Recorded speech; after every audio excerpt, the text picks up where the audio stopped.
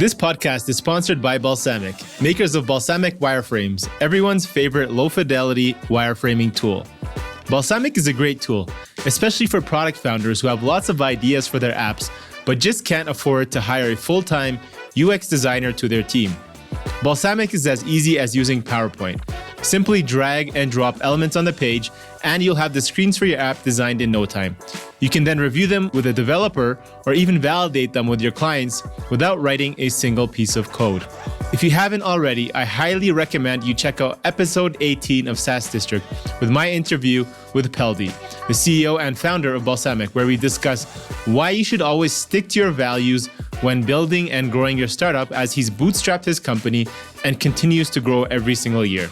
Because they're well known in our community, they have decided to donate their airtime to you, listeners of this show. During the past weeks, we've collected applications from our listeners, and starting from the next episode, you'll hear about our upcoming guest sponsors. If you want to say hi to the people at Balsamiq, visit balsamiq.com with a Q/go/SaaS-district. On that page, you can also find a promo code specifically for our audience to try out Balsamiq for 90 days, absolutely free. Again, that's balsamiq with a Q.com/go/SaaS-district. Thanks again, everyone, and thanks again, Balsamiq, for the sponsorship.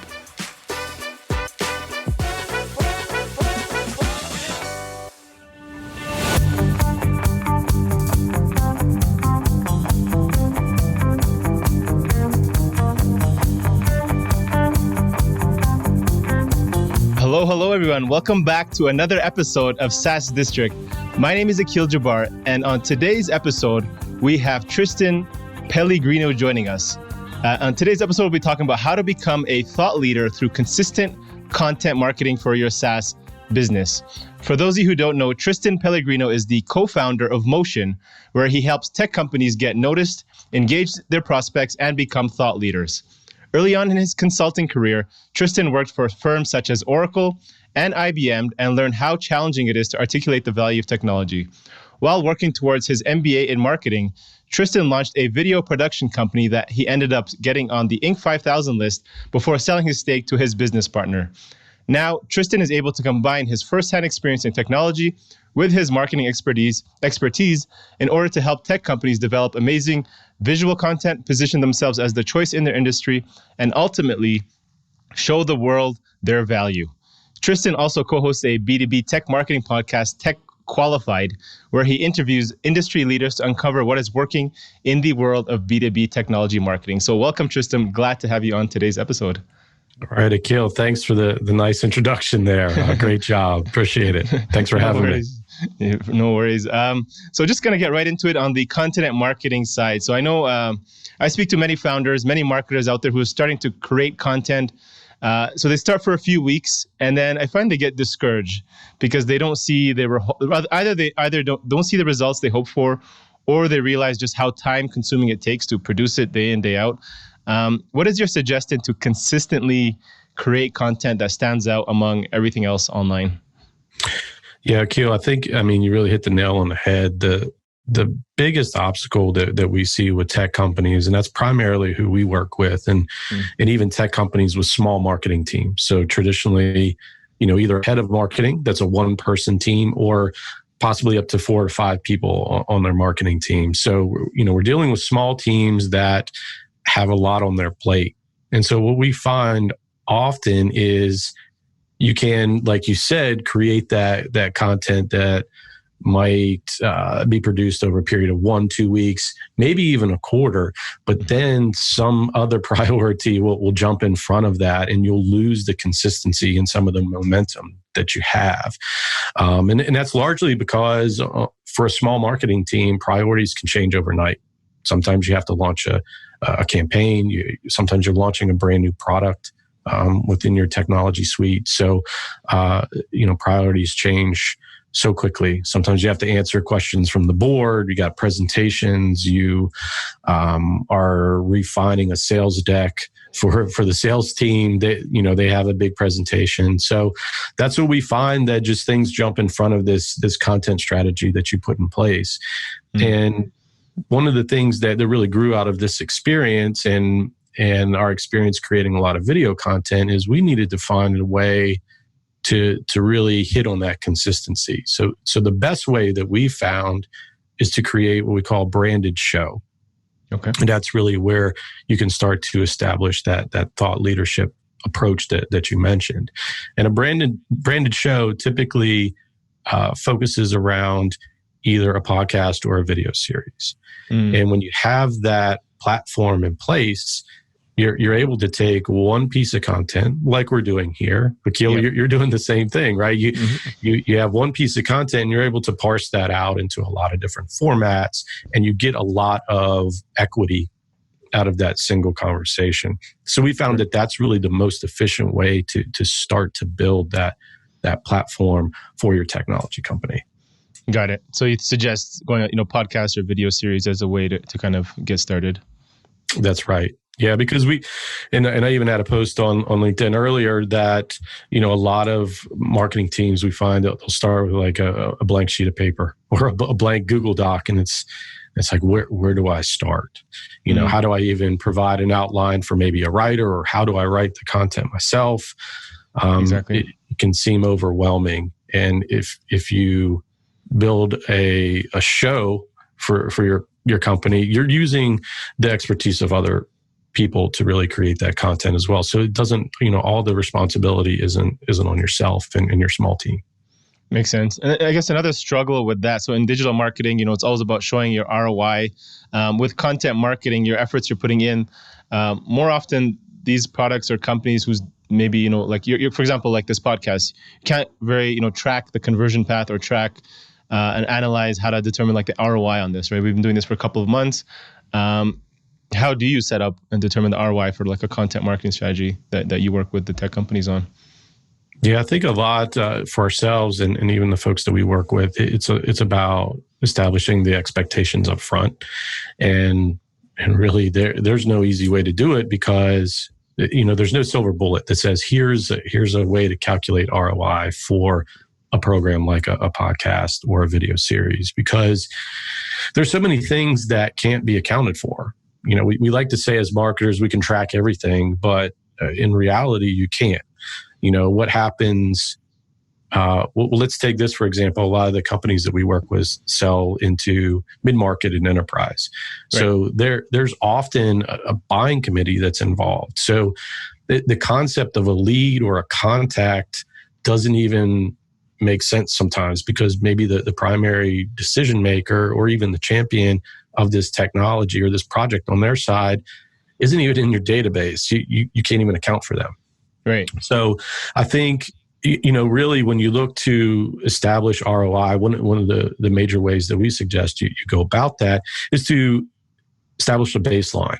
So try to figure out, maybe look back 6 months and say, here's the content marketing that we invested in, and here are really the leads that came in. And when I say leads, it's predominantly those qualified leads, whether it's an SQL, whatever metric that you really determine that, hey, this is a qualified person that might not be in the buying intent area, right, of your technology. They might not be that ready to purchase, but they meet all this other criteria.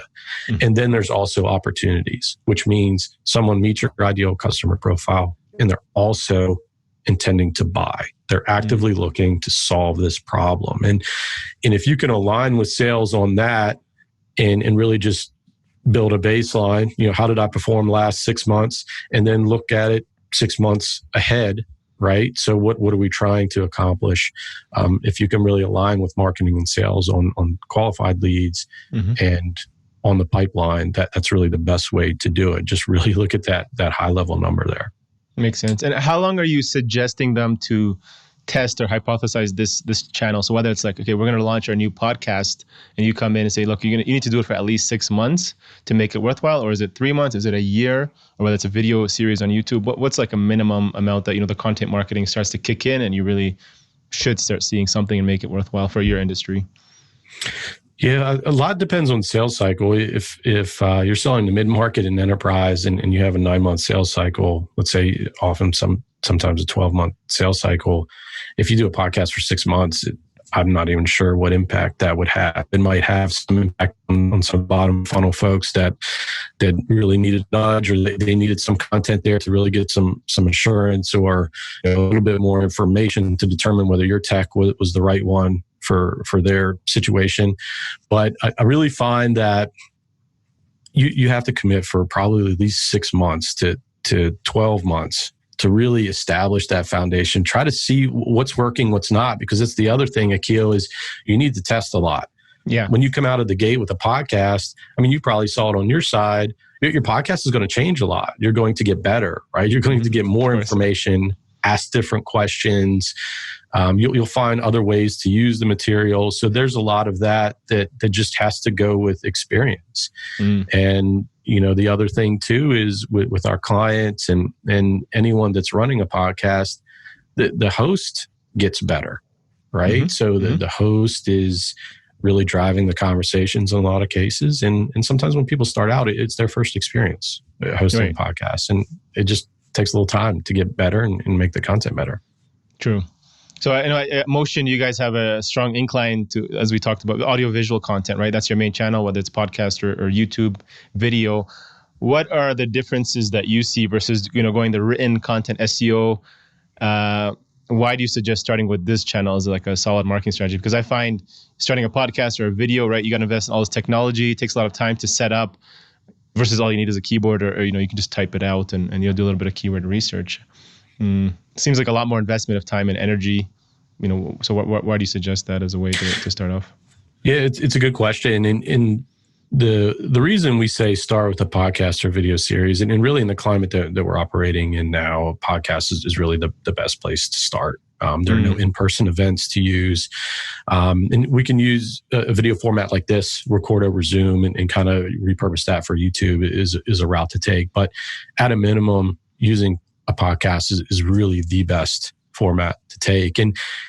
And when you do that, you actually need to repurpose it in a lot of ways. So the biggest misconception is a podcast is just a channel, right? But we actually envision a podcast as really the pillar content that you use to really develop a lot of other material out of that. So Akil, you mentioned SEO content.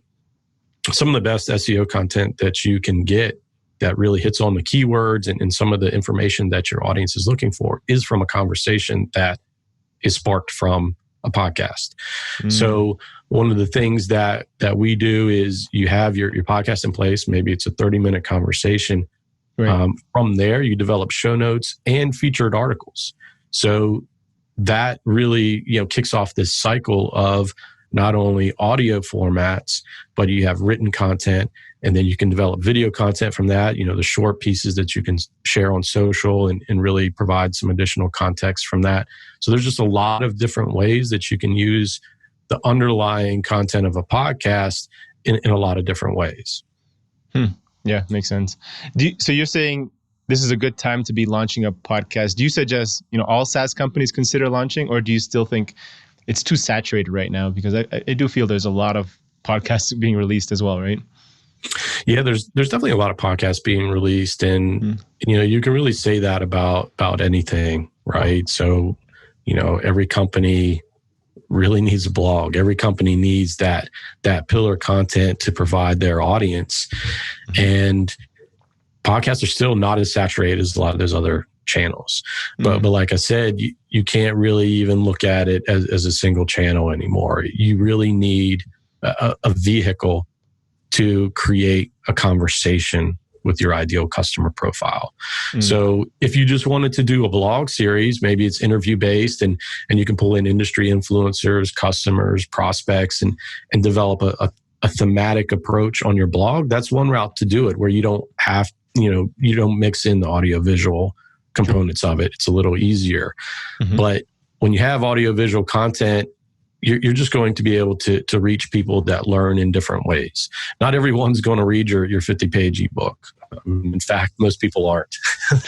Let's be truthful there. So when you have a format like a podcast or video, you're able to shorten it down, hit upon some of the key points that were addressed by your guest, and you can distribute that all over the place in a lot of different ways and just reach people in many situations. Because we all know on the B2B buying side, a prospect is probably going to interact, visit your website, 10, 20, 30 times. Mm-hmm. And you can multiply that by the other members of the buying committee. So right.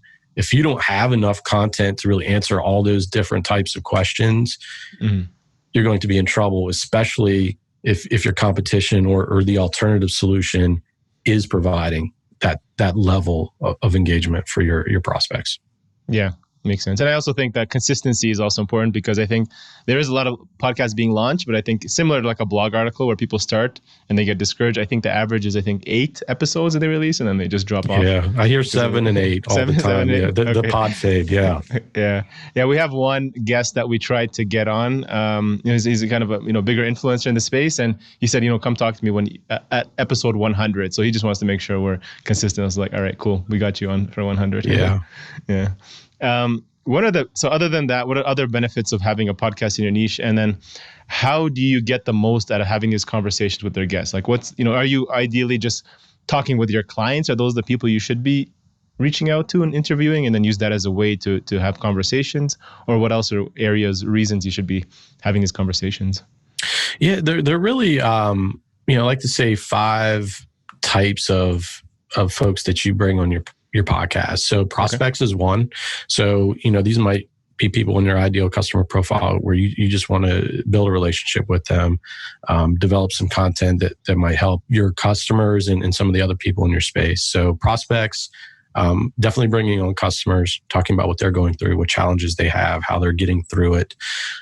Internal experts is another recommended approach. So especially for tech companies, there's a lot of internal expertise, right? The folks that are actually developing your product have a lot of functional knowledge. They're solving the problem with technology. So some of those conversations are very valuable. Like, why are you exploring certain features versus others? How are you responding to your customers and you're really improving your product? What are some of the things you're focused on? What does your roadmap look like? Like, those are all great conversations to explore on a podcast.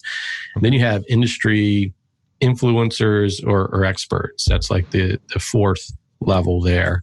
And that's like you mentioned, you're trying to bring on people to build a little bit more awareness around your company. So you're trying to find people that are very recognizable in your space and recognizable to your customers and align your company with them. And then lastly, you're looking to bring in your partners. So especially in the area of technology, most tech has to play with other tech, right? So whether that's aligning yourself with a solution that integrates very well with your technology and solves an overarching problem for your client, that's one angle to take.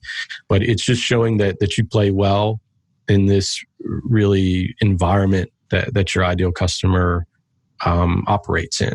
So those 5 areas of people are really the major ones that we recommend you explore in your podcast. And when you have all this collection of people, you're building content that naturally resonates with your customer, because this is really all the people that they care about. And from there, the nice thing, and Akil, you asked about what else can you get from a podcast? Well, one of the big secondary benefits of a podcast is just really market research. Mm-hmm. By talking with those 5 different types of people on your podcast, you're constantly learning about new things in the industry through a conversation. So you're understanding how people are maybe using a different type of technology, or how they're working with their team, or how they're sharing information, or what new problems they're encountering. So you're learning all of that just by having that conversation there. And that market research is really something that the people don't even understand or realize that there's a benefit that you get from that. And when you're talking with customers, that's really what drives a lot of other content that you create. So let's say you have a podcast that you're running and you've had a series of customers over the last 2 months, and there's this constant theme that challenge that they're going through. If you find that connected theme with all of these people, that's probably a good indication that you need to write something or produce something that helps them solve that problem, that would be a valuable resource. So just by having those conversations, you're able to kind of direct some of your other content that might not be specifically related to a podcast, but really sparks from those conversations that you have. Mm-hmm. Yeah, I guess that does make sense because other than that, so I mean, back to the time aspect, resources, strategy, you're dealing with the day-to-day, raising capital, dealing with investors, your boards. There's the constraint again to produce the content, but also at scale, right? That's something what people think about. How do you ensure that the content we produce, there's that reach, that it engages and it converts the right audience at scale? Because yes, we're going to record this podcast interview, but then how do we make sure it reaches the right people and it's being used as effectively as possible? Yeah, that takes a lot of sweat equity. I mean, there are really two ways to do it. There's the organic way where you're posting through your company channels, which is obviously, that's kind of just the first thing that you have to do, really use your company's social profiles to serve as that distribution. Okay. But really the second layer that's probably more important is you're taking folks that are internal to your company and they need to really become part of these social networks, especially on LinkedIn, Twitter, et cetera. That's where you need to be involved. Not just pushing material out from the company page, but you need to put out, let's say a short video that is generated from a podcast that needs to be wrapped in a post by someone, maybe VP of sales or, VP of product, what have you, customer success. They can add some additional insights to that on LinkedIn, pull in the content that you create, direct people to your podcast. But what that does, it allows you to really encourage those conversations on social platforms versus just throwing information out there and hoping people consume. So there's all of that is organic. You're not paying for any of that, but there are really two layers to it where you have the company and then the individuals, the primary stakeholders in your company. And then of course there's paid channels where you're driving people to build more awareness to this content. You're paying to get more eyeballs on your podcast, other top of funnel materials so that people are building some of that awareness about the types of problems that you solve. And then from there, you're retargeting and you're building upon that relationship that you started at that really entry level there. Makes sense. And then also there's a lot of influencers who, when you're interviewing them, they share it on their own platform and they have, the bigger visibility.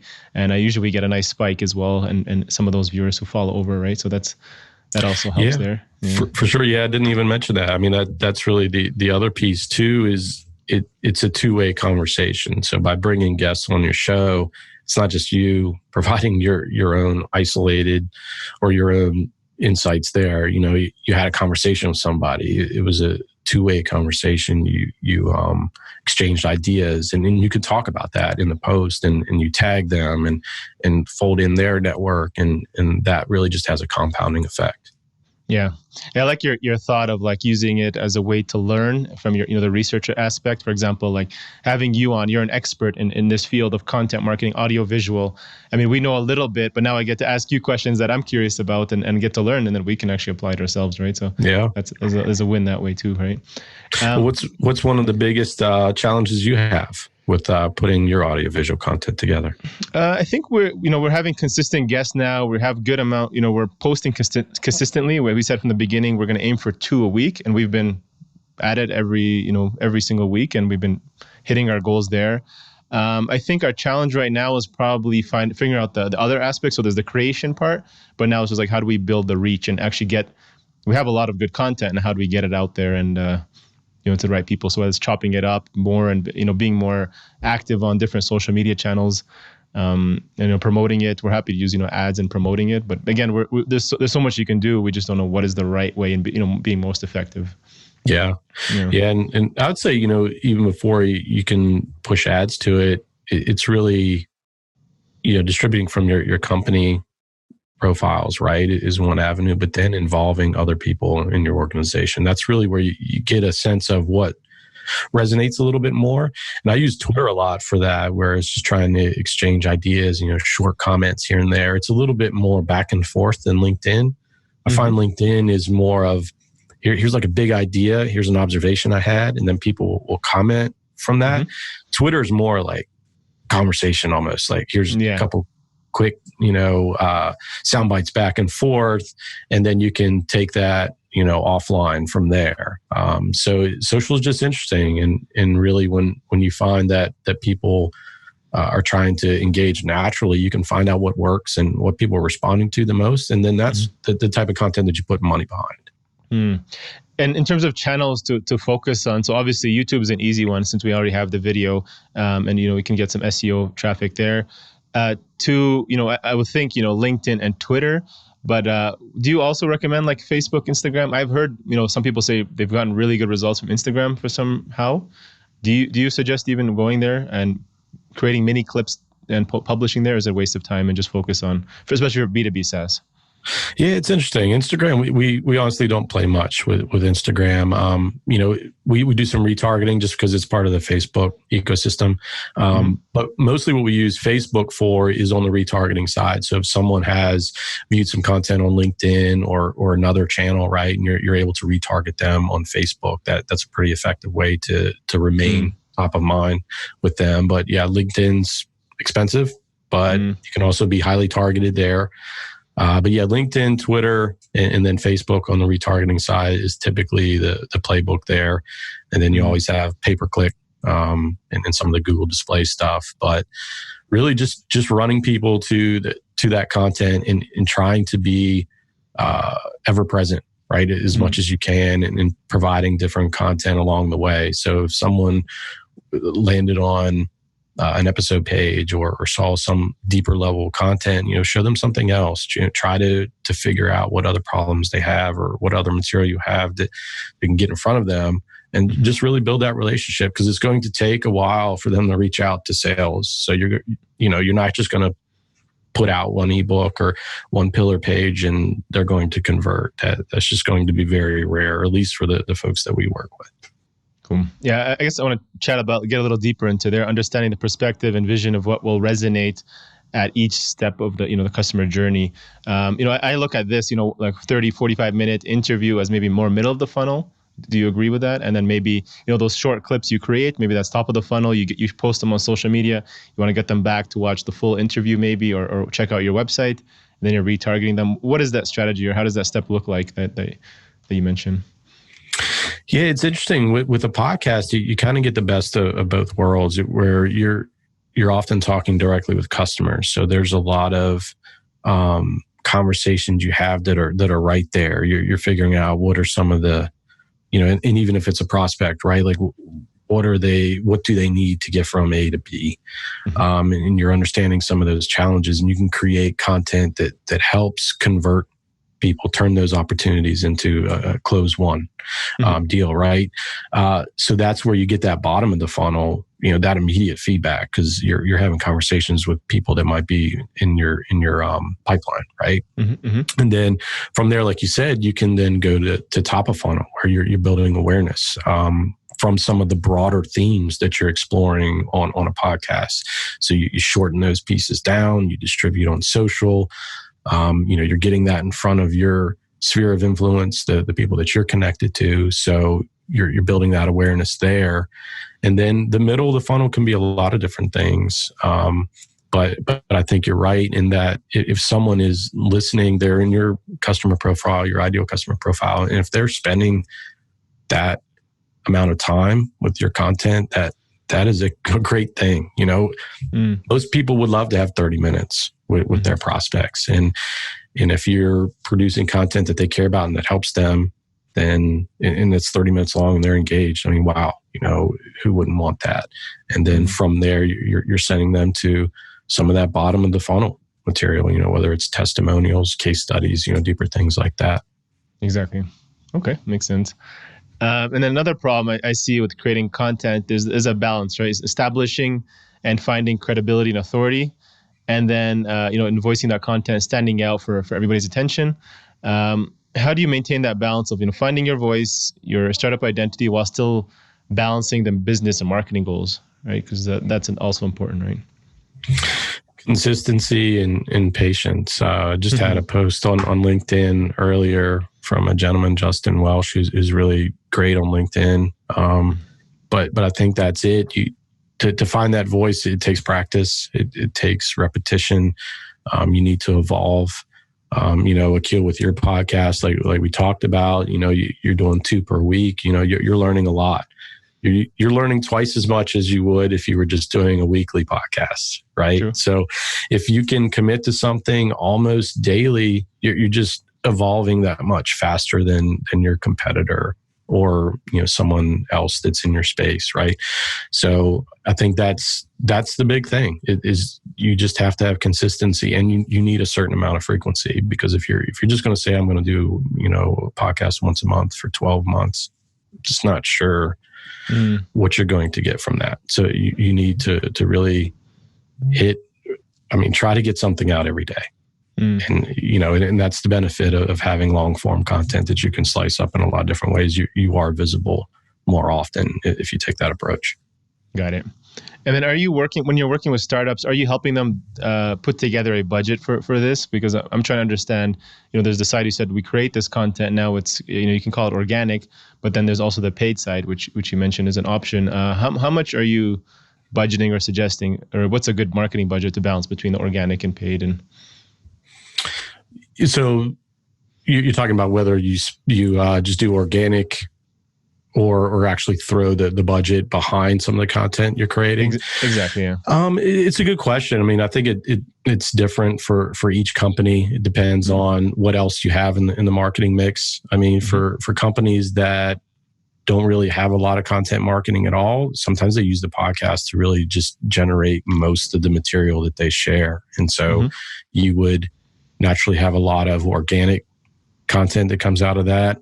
And, it goes back to what I mentioned, where you're trying to post every day from your company pages, but then you really need to involve the people in your company in that process too, and really spread your messages through those folks that are having conversations with your customers and your prospects, whether it's sales, product, CEO, C-suite level as well. That's really where you need to get them involved. And that's really all of your organic. That's that natural progression, right? You got all this content, you're getting it out there, you're having conversations on social, et cetera. And then on the paid side, it's really just building on what works, what's resonating the most, what episode had the most visibility, or what LinkedIn posts garnered the most comments or the most feedback. That's really what you want to put some more money behind, and put that in front of other people that are like your ideal customer profile, and put that in front of them, and then you retarget and just build that relationship from there. Got it. And then speaking of timing, right? Because so let's say you're posting twice a week, and then also sharing it on your social media in different areas. Do you have a recommendation for like a minimum for how much you should be posting, and then what time you should be publishing them, whether that's on social media or on your podcast? Have you seen any trends or anything that's worked better there? Yeah, I would say daily. And we use a tool called Social Pilot. There are a lot of programs out there, but I would say mix it up between manual posting and scheduled post. Okay. We use Social Pilot to really push out a lot of the material on our company pages, as well as some of our clients. So we handle that for some clients as well. And then there is a level of scheduling involved just to make sure you have that cadence, but also it's really just rolling up your sleeves and actually engaging on these platforms. Because if you're not naturally on LinkedIn and commenting and reading and providing feedback with people, you're really not going to get a lot of benefit from it. True. You're just blasting stuff out there and hoping someone finds it and visits your website and they fill out a form. You're not really having a relationship there. You're not learning. You're not exchanging ideas. And so there's a level of scheduling and cadence there to build your foundation and just get some visibility out there for your company and your your key employees and your thought leaders that you want to build within your company.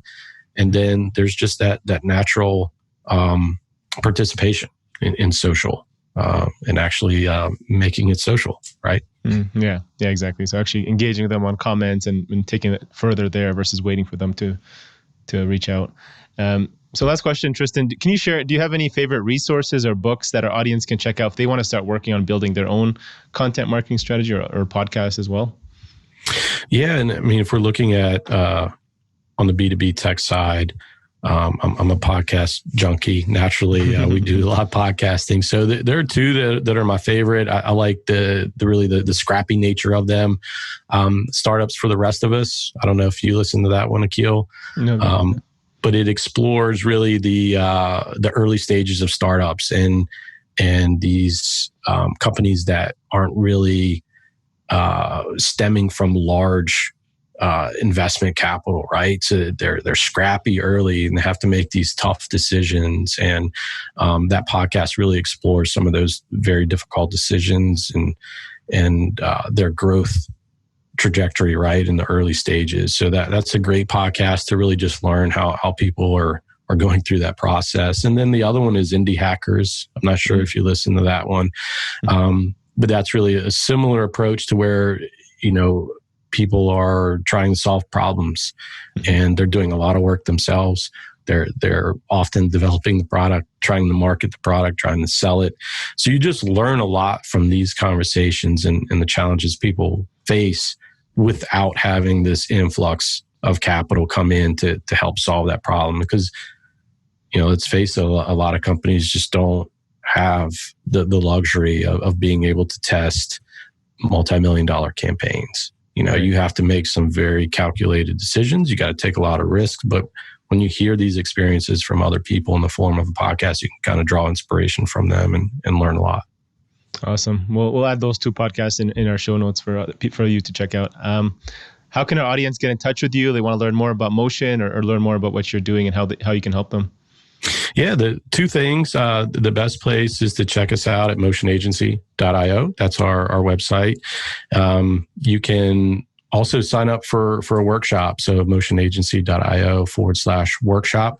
We run a workshop that really provides all of the peek behind the curtain, so to speak, of what it takes to produce a B2B podcast. And it's completely free. We'll run you through it, show you the system that we use. And it's really a great way to just get an inside look on how you could develop on these programs for your tech company. And then beyond that, we're available on Twitter and LinkedIn as well. Okay, awesome. We'll add those in the show notes as well. Thank you so much, Tristan. Really appreciate you being on today. And we'll chat again. Thank you. All right. Thanks, Akil. Appreciate it. Thank you. Thank you all for watching this episode and joining SaaS District today. Don't forget to like, subscribe, and hit the bell for future episodes where we interview top leaders in the SaaS industry. If you're a SaaS company looking to grow and unlock the true value of your business, get in touch with us at Horizon Capital, and myself or one of our consultants will provide a free assessment to help you get there and hit your goals. If you have any feedback or suggestions for this podcast, please comment down below and help us improve our content for you all. Thanks again and see you on the next one.